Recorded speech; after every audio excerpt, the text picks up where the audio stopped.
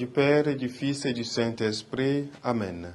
Inspire-nous, Seigneur, les vraies paroles pour mieux dialoguer avec toi et avec ton Esprit Saint. 23e dimanche du temps ordinaire, année B. Évangile de Jésus-Christ selon saint Marc, chapitre 7, versets 31 à 37. En ce temps-là, Jésus quitta le territoire de Tyr.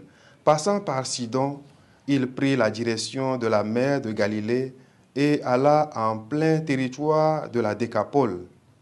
Des gens lui amenèrent un sourd qui avait aussi de la difficulté à parler et suppliaient Jésus de poser la main sur lui. Jésus l'amena à l'écart, loin de la foule, lui mit les doigts dans les oreilles et, avec sa salive, lui toucha la langue. Puis, les yeux levés au ciel, il soupira et lui dit « Ephata », c'est-à-dire « Ouvre-toi ».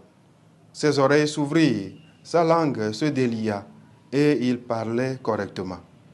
Alors Jésus leur ordonna de n'en rien dire à personne, mais plus il leur donnait cet ordre, plus ceux-ci le proclamaient. Extrêmement frappé, il disait, « Il a bien fait toutes choses. Il fait entendre les sourds et parler les muets. » Acclamons la parole de Dieu. Frères et sœurs, le passage de l'évangile de ce dimanche nous invite à ouvrir nos oreilles et nos cœurs à la parole de Dieu, à accueillir sa guérison et son amour et à témoigner de lui avec zèle et perfection. En effet, lorsque Jésus guérit le sourd-muet, les gens s'exclament « Il a bien fait toutes choses.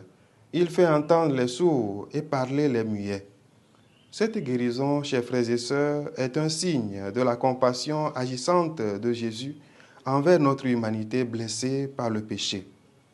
En mettant ses doigts dans les oreilles du sourd-muet et en touchant la langue avec de la salive, Jésus procède à une recréation de la personne. À l'image de ce sourd-muet, nous sommes tous plus ou moins sourds spirituellement. Le péché nous a affectés, nous empêchant d'entendre la voix de Dieu. Notre handicap nous fait replier sur nous-mêmes, incapables d'agir avec nous-mêmes, de communiquer avec Dieu et avec les autres.